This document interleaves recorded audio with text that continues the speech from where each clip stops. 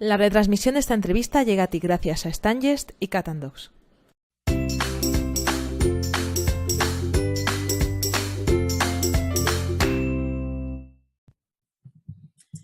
Bienvenidos a una charla más del evento virtual Mi Animal, Salud, Equilibrio y Bienestar. Hoy estamos aquí con Michael Lalou y vamos a hablar de la técnica Animal Brain Release Technique. ¿Qué tal, Michael? ¿Cómo estás? Hola, Clara. Buenos días. Muy bien. ¿Y tú? Pues bien, aquí. Cuéntanos un poco, ¿cómo empezaste tú a desarrollar esta técnica que fue con un compañero tuyo? ¿Cómo lo has llevado a la práctica con animales? ¿Y en qué consiste la técnica, para que la gente lo sepa? Pues sí, mira, la Animal Brain Release Technique es lo que conocemos como terapia biológica animal y consiste en una integración que hicimos ya hace bastantes años, allá por el año 2000, entre lo que es la osteopatía craneal y la nueva medicina. Lo hicimos entre un colega y amigo que se llama Enrique de Vega, que desde aquí le mando mi agradecimiento y reconocimiento por aquellos momentos en los que conseguimos darnos cuenta de que con nuestras manos podemos registrar las evoluciones del cerebro en todas aquellas situaciones en las que tanto los animales como las personas pues viven una situación de conflicto, y a partir de esa situación de conflicto, la que no la resuelven adecuadamente, pueden empezar a desarrollar patologías a nivel físico, donde también nos encontramos alteraciones en el comportamiento y en el estado de ánimo. Cuéntanos un poco, para la gente que no lo sepa, ¿qué es la nueva medicina? Porque osteopatía más o menos la gente sabe, pero la gente no todo el mundo sabe qué es la nueva medicina germánica. Explica un poco de dónde viene para luego poder complementarlo con la técnica. Muy bien, la nueva medicina procede del doctor Hammer, Rutger Hammer, que falleció recientemente en el mes de julio del año pasado, de 2017. Y este señor, pues descubrió a partir de una situación de conflicto verdaderamente dramática que le ocurrió en su vida, dado que, pues falleció un hijo a la edad de 19 años. Y, pues a partir de esa situación él desarrolló una alteración en la zona genital, al tiempo que su mujer, también ella desarrolló un conflicto, una patología ovárica, de mamas. Le tuvieron que extirpar un testículo. Y todo aquello a él le resultó muy extraño porque él hasta entonces no había vivido en una enfermedad de esas características. Entonces comenzó a investigar en el hospital donde trabajaba, en personas, en pacientes que habían tenido también alteraciones en la zona genital, y descubrió que en todos había un denominador común, y es que todos habían vivido previamente una situación de conflicto denominado conflicto de pérdida, una pérdida importante. A partir de ahí, pues él se puso a investigar y a ver si detrás de todos los cánceres o enfermedades importantes podía haber algún detonante similar de tipo biológico, de tipo conflicto, no resuelto en el momento.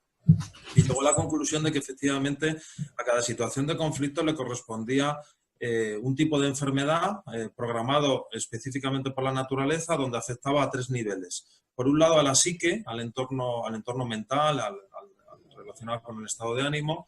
Por otro lado, en el cerebro había un relé, lo que es un área concreta del cerebro donde se registran las evoluciones y el control de un órgano. Y por último, el órgano afectado. Entonces, a partir de un momento empezaba el órgano a manifestar una serie de síntomas, y como la mayoría de medicinas trabajan nada más que a nivel orgánico, él pensó que se podía trabajar desde otros niveles también, desde lo que él llamaba el triángulo de la enfermedad, constituido por la psique, el cerebro y los órganos.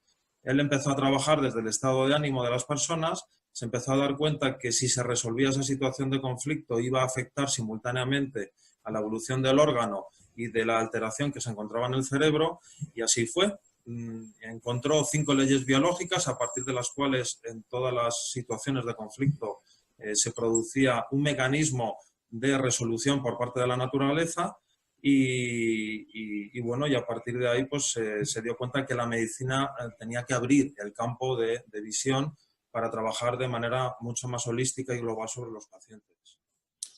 Qué interesante. Y esto es exactamente igual aplicable en animales, quiero decir, porque al final a nivel mental funcionan exactamente igual. Efectivamente, y allá por entonces, cuando tanto mi colega Enrique y yo conocimos esa nueva forma de abordar las enfermedades a partir no solo de los humanos, sino humanos, animales y seres vivos en general, porque Hammer también descubrió que todo esto se produce del mismo modo en el mundo vegetal. Entonces resulta muy interesante ver también cómo las plantas evolucionan bajo el mismo patrón, con sus características particulares de lo que es un vegetal, pero tanto en animales, personas como en vegetales ocurría exactamente lo mismo. Y entonces, pues casi de manera casual, pues cuando estamos en presencia de algún animal que pudiera tener alguna alteración, pues empezamos a comprobar también sobre sus cabezas, a ver si podíamos localizar esas zonas de alteración cerebral desde las cuales se podía trabajar de manera muy cómoda en todos aquellos casos donde tú no podías tener un acceso directo a la parte orgánica que pudiera estar afectada. Bien porque estuviera muy inflamada, bien porque fuera una zona compleja de acceso, porque el animal fuera muy grande, o bien porque sencillamente hay animales, igual que personas, que de pronto en ciertas partes del cuerpo no se dejan tocar. Pero nos dimos cuenta que la mayoría de personas y animales sí permiten el acceso directo a su cabeza. Y en cuanto nosotros trabajamos con la intención de la osteopatía craneal, conseguimos relajar casi de manera inmediata cualquier estado de nerviosismo por parte del animal o de la persona. Y es un lugar o un punto, digamos, de acceso o de partida para comprobar cómo está el estado general del cuerpo maravilloso. Entonces, bueno, pues desde aquí pues queremos compartir este conocimiento para que veáis la extraordinaria eficacia que tiene. Sí, la verdad que además sirve para prácticamente cualquier patología, que eso lo hablaremos luego después de casos clínicos y demás. Pues cuéntanos un poco el tema de la osteopatía craneal, ya que hemos visto la parte de medicina germánica de Hammer, cómo funciona la osteopatía craneal y por qué se pueden encontrar esos focos en la cabeza, cómo se buscan, en qué zonas se trabaja, en qué franjas. Pues mira, nosotros trabajamos primero, hacemos como una especie de barrido general en todo lo que es la esfera craneal, y partiendo de una cartografía que ya conocemos, cartografía que está dividida en 4 capas en función de las hojas embriológicas a partir de las cuales se construyen todos los órganos en el cuerpo, podemos determinar con muchísima precisión, en primer lugar, cuál es la capa que está afectada y cuál es el órgano y en qué estado se encuentra, porque es muy importante también algo que descubrió el doctor Hammer a partir de la segunda ley de las leyes biológicas de la nueva medicina, la ley que él denominó la ley bifásica de las enfermedades, descubrió que todas las enfermedades cursan en 2 fases. Una primera fase que llama fase activa, fase de tensión, fase de estrés, también llamada de simpaticotonía, que va seguida de una fase de resolución también denominada fase de parasimpaticotonía o fase de vagotonía. Es la fase en la que la mayoría de los pacientes nos llegan a consulta, porque es una fase que está caracterizada por inflamaciones, por dolores, por postración, por disfunción, y es ahí cuando nosotros podemos actuar de manera muy favorable, porque sabemos que la osteopatía craneal lo que favorece en todo caso es precisamente esa fase, la fase de vagotonía, la fase de resolución. Y nunca vamos a devolver a la persona o al animal a la fase de simpaticotonía, que es la fase de estrés, que suele ser la más destructiva. Y esta es una clave importantísima para conseguir resultados, factor o aspecto que muchas veces en la medicina convencional y en la medicina veterinaria no se tiene en cuenta. De hecho, si se tuvieran en cuenta de manera más precisa estas 2 fases, habría mucho más éxito a la hora de decidir cuándo hay que intervenir y cuándo no. O sea, que realmente cuando se desarrolla la enfermedad, digamos que sea la fase de vagotonía, o sea, la enfermedad sería la resolución de un conflicto que hemos ido acumulando, más o menos. Sí, pero no es exactamente así, porque en realidad la enfermedad se desencadena a partir de la situación, a partir del momento o del DHS, como define Hammer, digamos, el detonante del shock, que es el que, digamos, da el pistoletazo de salida para que la enfermedad se empiece a manifestar. Otra cosa es que la simpaticotonía no se caracterice precisamente por pues presentar muchos síntomas, porque en realidad suele ser una fase bastante asintomática, en el sentido de que prácticamente todos los vasos sanguíneos sufren una vasoconstricción, con lo cual se está reduciendo el aporte de sangre de manera muy precisa solo a aquellas áreas del cuerpo que precisamente más lo necesitan. Entonces, no es una fase que precisamente pues, se manifieste de manera muy evidente, y es lo que Hammer denomina las enfermedades frías.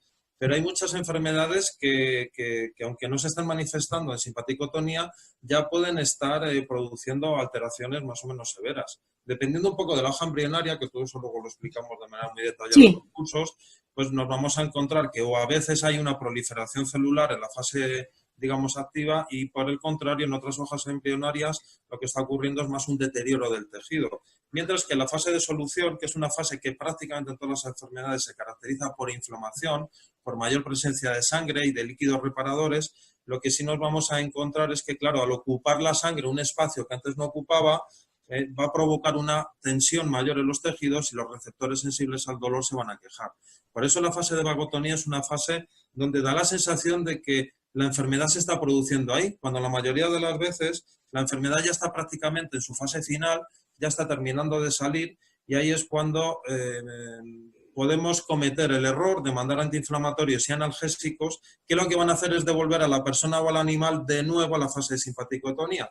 Y de ese modo corremos el riesgo de empezar a cronificar la enfermedad, porque no vamos a dejar que la naturaleza sea la que termine de culminar todo su programa biológico. Por eso es muy importante conocer bien en qué fase se encuentra el animal cuando llega a nuestra consulta, porque de ese modo vamos a saber de manera muy precisa cómo administrar fármacos si es que hubiera que administrarlos, cuándo hay que intervenir quirúrgicamente si es que hay que intervenir, para poder valorar bien pues, si los tumores, cánceres o quistes están correctamente encapsulados, y eso la mayoría de las veces suele ocurrir en la fase de solución y no en la fase activa. Por eso es muy importante conocer estas dos fases para, pues para tener mayor resultado y mayores éxitos. ¿Y cualquier shock que tenga un animal, cualquier experiencia traumática le puede llegar a desarrollar una enfermedad? ¿O hay algunas que se gestionan, digamos, de forma autónoma y no llegan nunca a dar la cara? No, en realidad el hecho de que dé la cara o no va a depender sobre todo de la intensidad del conflicto, porque Hammer sí definía que, bueno, pues que tenía que haber una serie de factores particulares para que bueno, pues un conflicto determinado pueda ser el desencadenante de una enfermedad. Es decir, lo más importante es que sea un shock de bastante intensidad, que se viva de manera dramática y que, bueno, pues que se viva en soledad, y es decir, que no se comparta y de alguna manera se viva un poquito en silencio y bueno, pues que sobre todo que nos coja desprevenidos, es decir, que tanto el animal como la persona no se lo espere. Entonces, esos tres factores, el vivirlo en soledad, que nos coja desprevenidos y que sea altamente dramático, son los factores que verdaderamente van a definir cuánto es de grave la enfermedad o qué volumen va a adquirir. Claro, en el caso de un animal, el cómo va a compartir o con qué soledad va a vivir el conflicto, bueno, pues lo va a determinar básicamente, bueno, pues el hecho de que se le deje solo mucho tiempo, inmediatamente después, por ejemplo, pues de que haya vivido pues una situación de pelea muy, muy fuerte el día anterior, o que haya habido un frenazo muy potente de un coche que casi lo arrolle, y que de repente, bueno, pues al día siguiente el dueño pues se marche de vacaciones y lo deje en un hospedaje y se olvide del animal. Pues esa manera sería para el animal precisamente la menos recomendable, porque empezaría a vivir en soledad, él solito iría rumiando un poco qué es lo que ha ocurrido y reviviendo esa situación de terror, de miedo, de pánico, de soledad o de abandono, pues puede acentuar el que la enfermedad pues se desarrolle con mayor o menor intensidad. Pero no todos los conflictos tienen por qué desencadenar una situación de enfermedad grave, porque, como ya te decía, se tiene que fundamentar sobre todo en eso, que sea verdaderamente intenso el conflicto, que se viva en soledad y bueno, que no se pueda compartir. Entonces, en realidad, o sea, todos los animales pueden vivir esa situación, porque que te pille desprevenido puede ser perfectamente una muerte de un compañero perruno o gatuno, que te dejen solo puede ser que se ha muerto y de repente tú te vas de vacaciones por lo que sea, y encima la mayoría de las veces, si no se trabaja con comunicación, tampoco lo pueden compartir. O sea, que digamos que puede ser una situación como muy común en prácticamente todos los animales, ¿no? Sí, la verdad es que esa situación además es bastante delicada y hay que hilar bastante fino, porque efectivamente la intensidad del conflicto solo la puede valorar el propio animal. Es decir, es sobre todo, lo más importante no es tanto lo que ocurre, sino cómo se lo toma la persona o el animal. Y sobre todo en el caso de los humanos está muy relacionado con el lenguaje, está muy relacionado con lo que se dice. De hecho, Epicteto, que era un filósofo griego, decía que no es tanto lo que nos ocurre, sino lo que decimos sobre lo que nos ocurre. Y lo cierto es que los animales, con su propio lenguaje, ellos también interpretan y rumian y le dan vueltas a las situaciones que les van pasando en la vida, porque de hecho sueñan. Y cualquiera que haya trabajado con animales, conectando con su energía vibratoria y con la energía que fluye en su especie, a poco que cerremos los ojos nos va a entrar todo un flujo de imágenes donde vamos a poder observar de modo a veces muy preciso qué es lo que está sintiendo y qué es lo que está pensando ese animal, porque de hecho muchas veces hemos llegado a conectar con ellos hasta el punto de poder rescatar imágenes sobre la situación que le ha ocurrido al animal. Luego se lo hemos comentado a su dueño, se ha quedado boquiabierto, totalmente sorprendido y bueno, le parece como magia, ¿no? Que podamos saber qué es lo que realmente le ha ocurrido al animal. No obstante, tampoco es una cosa tan extraña porque nuestras células tienen capacidad de memorizar, perdón, bueno, pues no solo tensión física, sino también tensión emocional con las imágenes de lo que le ha ocurrido.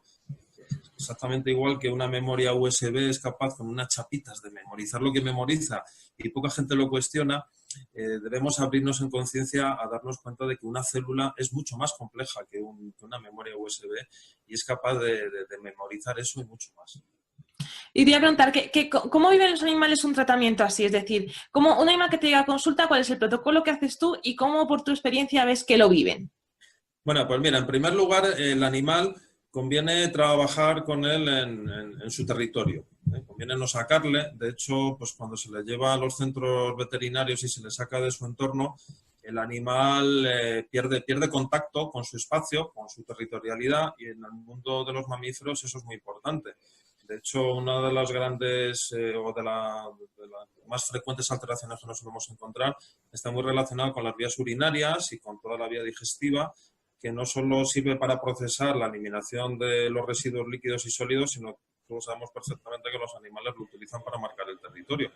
Y en el momento en el que le sacamos de su territorio, tenemos que ser muy cautos, muy precavidos y llevar, digamos, el protocolo de trabajo con el mayor mimo posible. Pero salvando esta circunstancia, yo todas las veces que trabajo con animales suelo ir a su domicilio, al lugar que habitan, y esa circunstancia ya hace que el animal, bueno, no se sienta invadido, se siente menos observado y menos examinado, y lo primero que hacemos es tomar contacto con su energía vibratoria de su especie. Es tan sencillo como decir, conecto con tu energía de caballo, con tu energía de gato, tu energía de perro. Nos tomamos apenas unos segundos, porque no hace falta tampoco mucho tiempo, y rápidamente el animal empieza a darse cuenta de que estamos sintonizando con él. La primera toma de contacto la solemos hacer en lo que llamamos la zona de la frontera, es la zona comprendida entre la cabeza y el cuerpo, porque desde ahí vamos a obtener información muy precisa sobre dónde está la tensión principal del animal. Porque uno de los principios que solemos mantener en nuestro trabajo con los animales es un principio osteopático que no falla, es el de trabajar de lo más resistente a lo menos resistente.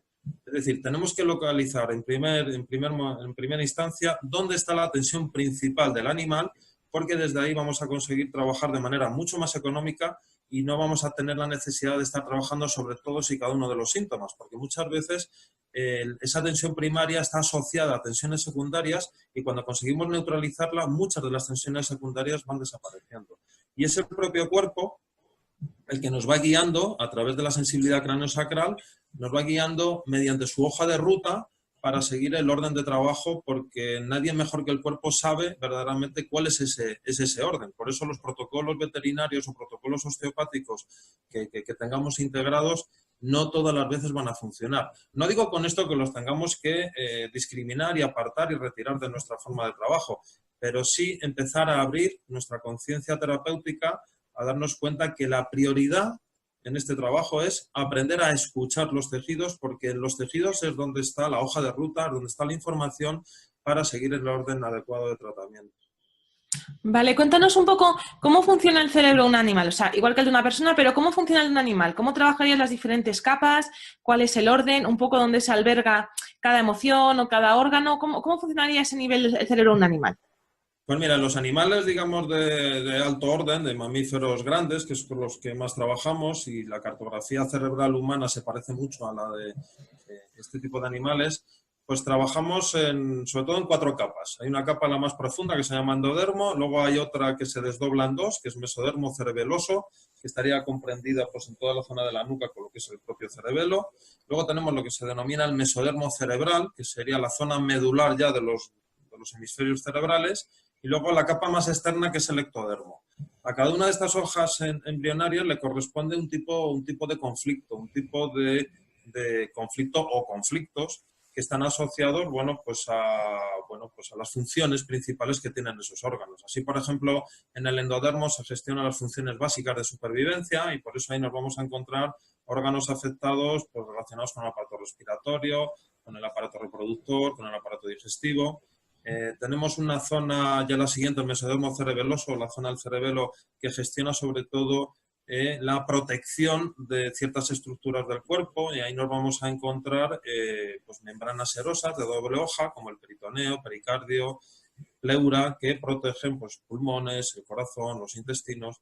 Nos vamos a encontrar también alteraciones relacionadas con las glándulas mamarias, donde pues, conflictos, por ejemplo, de retirada prematura a veces de la camada de la hembra de los cachorritos, pues porque los van a vender o lo que sea, pues hay que tener exquisito cuidado con eso porque muchas veces las hembras empiezan a reproducir pues empiezan a tener alteraciones en las mamas de quistes mamarios precisamente porque se le ha retirado la camada prematuramente o como mínimo sin advertírselo. Fíjate, Clara, lo importante que es también mantener una comunicación con el animal y decirle en todo momento cuáles son tus intenciones, qué es lo que quieres hacer y si hay algo más o menos traumático o dramático, como puede ser retirar una camada o dejarle solo una serie de horas en casa o dejarle en un hospedaje porque te vas de vacaciones, la importancia de comunicárselo al animal. Sí. Intenta decirle cuándo tienes intención de regresar o cuáles son las intenciones tuyas a la hora de quitarle los cachorritos, porque en el momento que nosotros hacemos eso,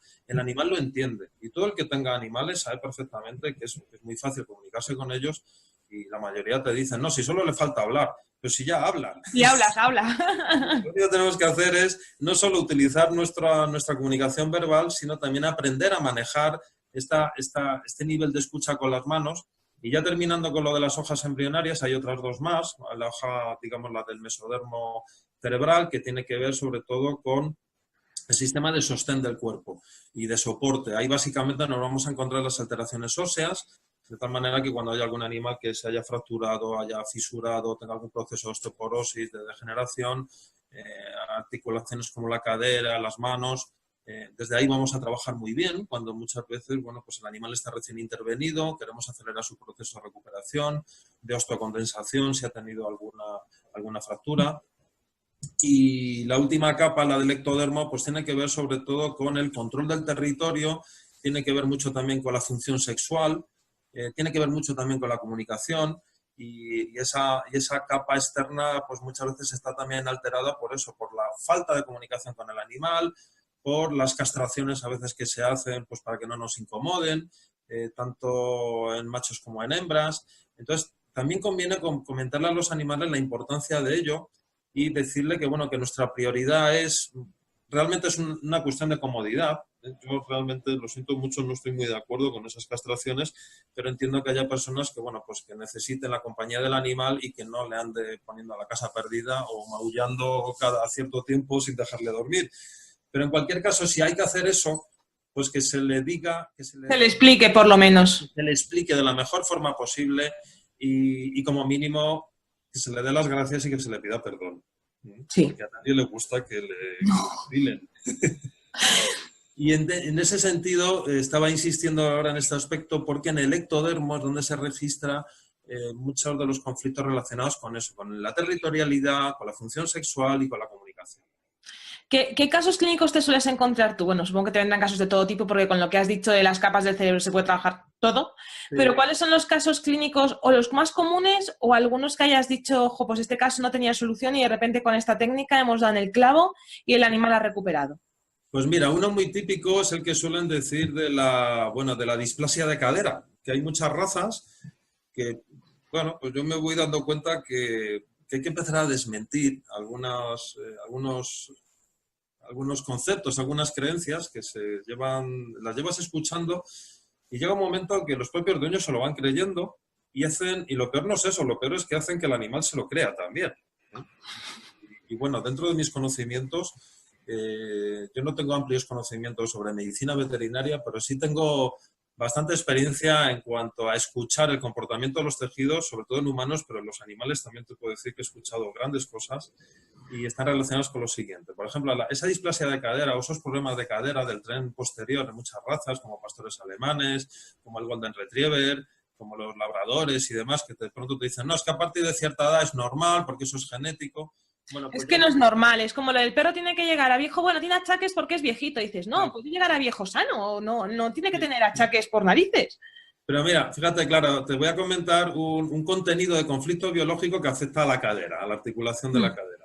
Y que además es común tanto en humanos como en animales. Ocurre lo siguiente, cada vez que aparece una alteración en la cadera, normalmente en la fase de simpaticotonía, lo que suele ocurrir es que hay una pérdida de masa. Ocurre que lo que se conoce vulgarmente como osteoporosis, y en nueva medicina lo llamamos osteolisis, pero bueno, es lo mismo, hay una pérdida de masa durante la fase activa del conflicto, precisamente porque el contenido del conflicto es el siguiente, el de no poder soportar o resistir una determinada situación.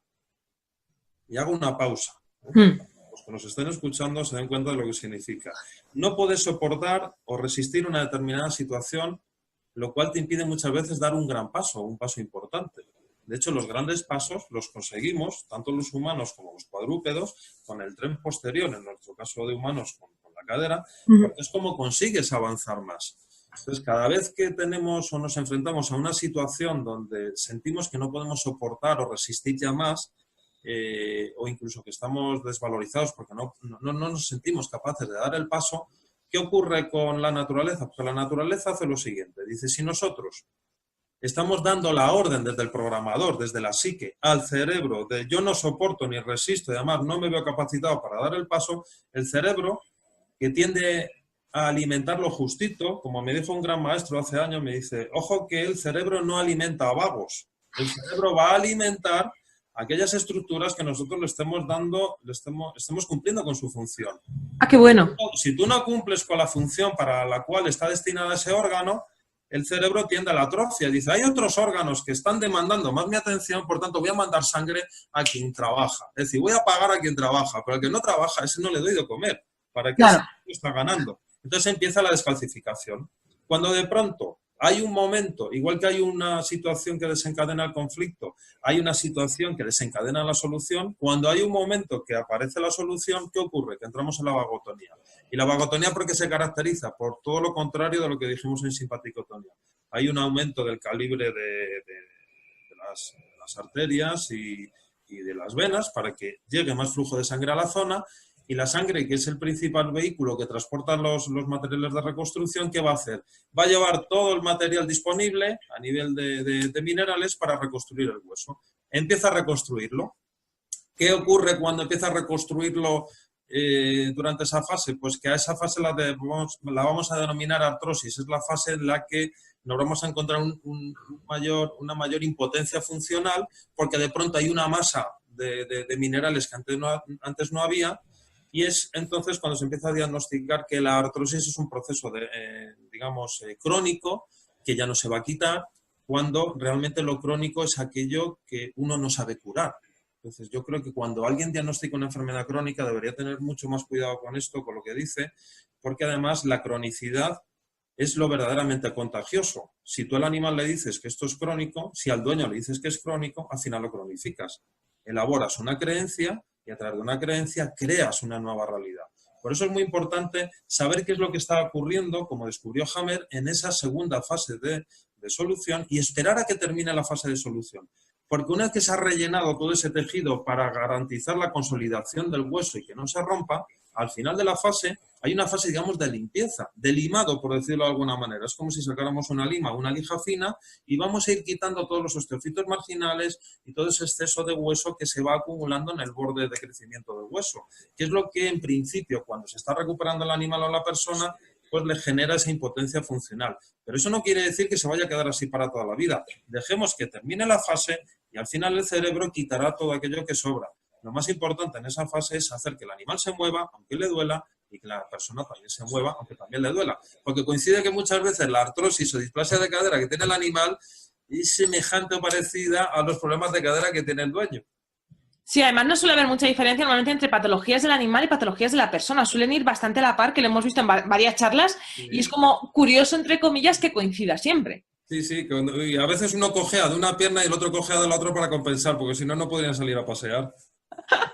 Nos va a dar un contrapeso para el otro lado.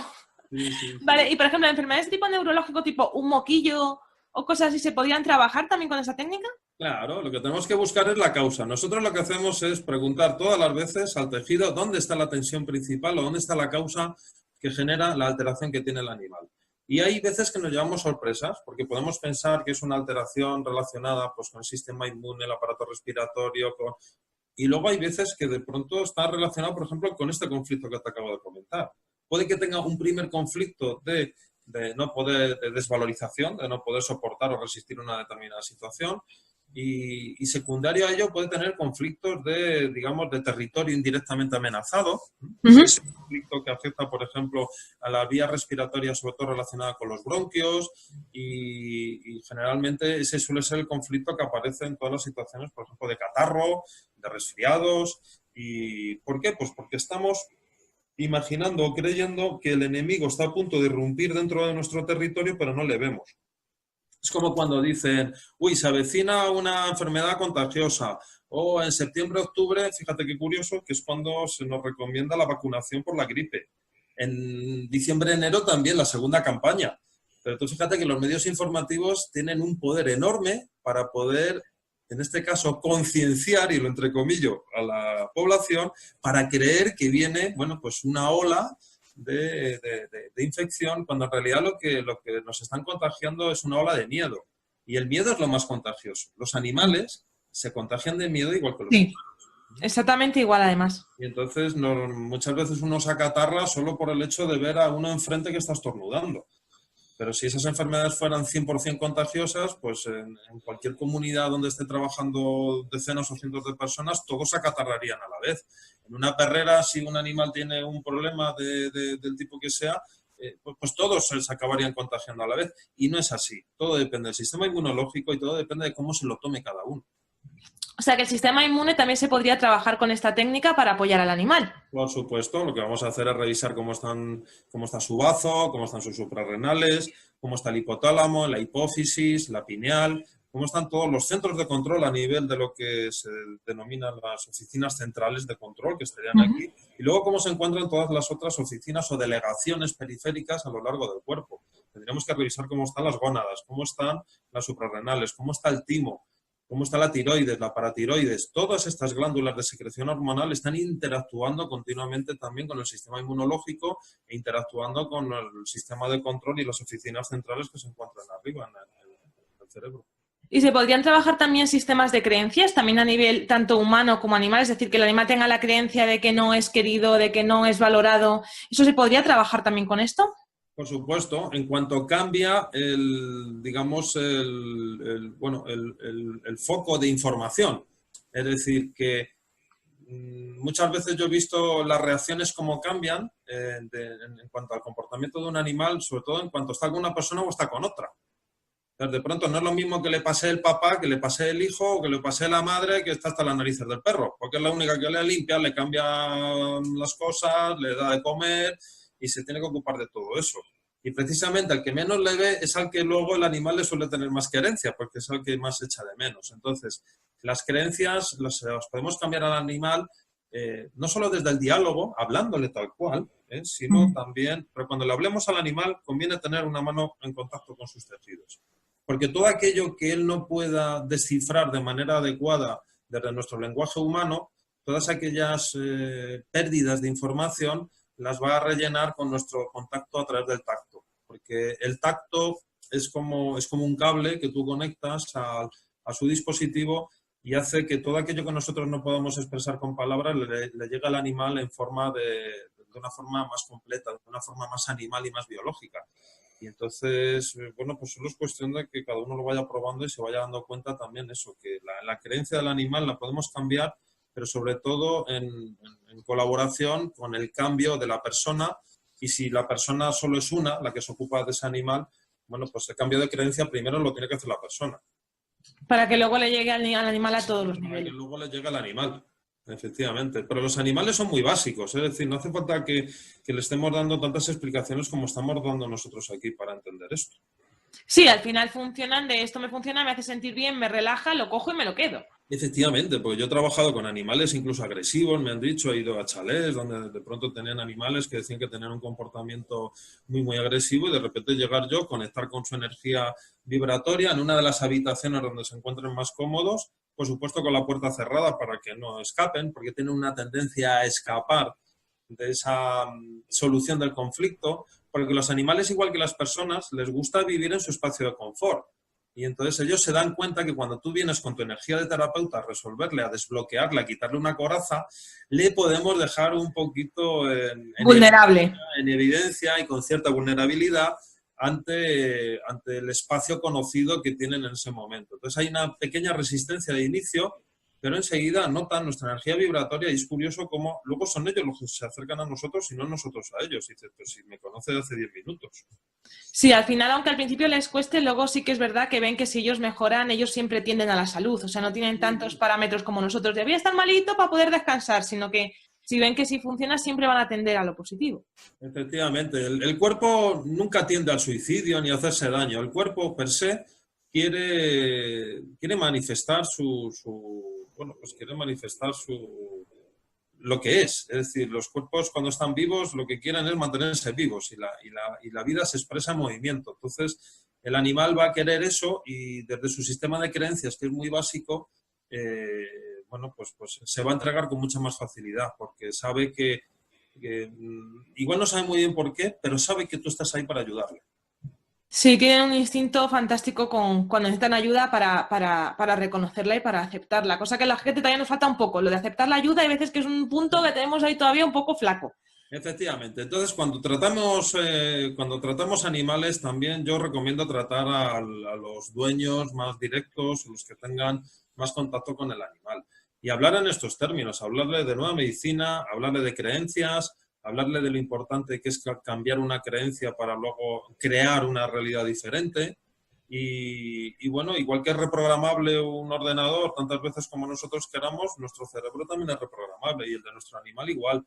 Y el de él mucho más sencillo, porque en cuanto el dueño se reprograma y se actualiza y vuelve a tomar contacto con la Tierra, porque actualizarse no es seguir metiendo cosas nuevas en nuestra vida, sino es rescatar todos aquellos conceptos que tienen que ver con la Tierra, con lo telúrico, con la energía universal de la que procedemos y no olvidarnos eso, por mucha tecnología que ahora nos tenga, Absorbidos totalmente. absorbidos y secuestrados, que parece que ahora la tecnología es lo más.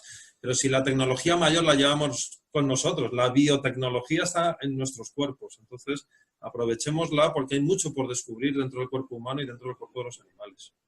Genial, Michael. ¿Hay algo que yo no te haya preguntado, que se me haya quedado a mí en el tintero que tú quieras contar? Aunque creo que queda súper completo, pero a lo mejor a mí se me olvida algo. ¿Hay algo que no te haya preguntado que quieras contar para que la gente sepa? No, yo creo que lo hemos dejado bastante claro. Así que, bueno, pues nada, invitar a todos los que nos vean y nos escuchen a que se abran a esta investigación, porque hay todo un campo por descubrir muy interesante y muy bonito, es muy satisfactorio. Además, es que se disfruta mucho trabajando de esta manera. Sí, porque al final todo tiene sentido. Es como un puzzle que vas formando las piezas y ves que cada pieza encaja con la otra. O sea, yo cuando veo este tipo de cosas y lo relaciono con trabajo mío, es como, claro, si es que esto tiene que ver con lo otro. O sea, al final todo cuadra, no hay nada que te descuadre y si te descuadres porque no lo estás entendiendo desde el punto de vista correcto.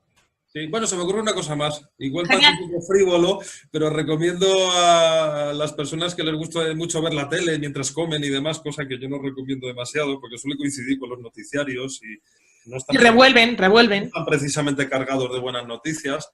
Pero bueno, hay una cadena televisiva que todo el mundo conoce, pero no hay que hacer publicidad, que pone documentales muy interesantes. Entonces, recomiendo en esa hora tonta que parece que nos estamos quedando dormidos sobre las 4 de la tarde, que miren más documentales, porque de los documentales se aprende mucho. ¿Y quiénes son los protagonistas de esos documentales? Pues Los animales. nuestros amigos los animalitos. Y continuamente están saliendo respuestas a conflictos de territorio, de separación, relacionados con el conflicto del bocado, de atrapar la presa. Aparecen muchos problemas en los dientes cuando uno no le hinca el diente a sus objetivos. Y sobre el marcaje territorial, sobre el apareamiento, sobre el cortejo. Y bueno, aprendemos un montón de cosas con mensajes muy básicos. Entonces, creo que hay que aprender de ellos eso, lo fácil que puede llegar a ser resolver un gran problema, porque generalmente los grandes problemas se resuelven con las soluciones más sencillas. Y ellos son nuestros grandes maestros. Sí, totalmente de acuerdo. Al final son ellos los que nos van enseñando sobre la vida y solo con observación, que es lo que dices tú. Yo también abogo por más documentales y menos noticiarios. Estoy de acuerdo contigo. Eso es. Y hacer deporte, ejercicio. Y mover el cuerpo, mover el cuerpo. Porque mientras lo mueves, prácticamente es un gran antídoto para la enfermedad. El movimiento es la expresión de la vida. Genial, Michael, pues muchísimas gracias por tu tiempo y por la charla, me parece súper interesante, así que nada, luego os pondremos, como os digo, con todos los expertos, toda la información suya debajo, de la web, para que podáis seguir todo lo que hace y nada, 1.000.000 de gracias por estar aquí, por compartir tu sabiduría con nosotros. Muchas gracias a ti, Clara, un placer. Hasta pronto. Hasta pronto.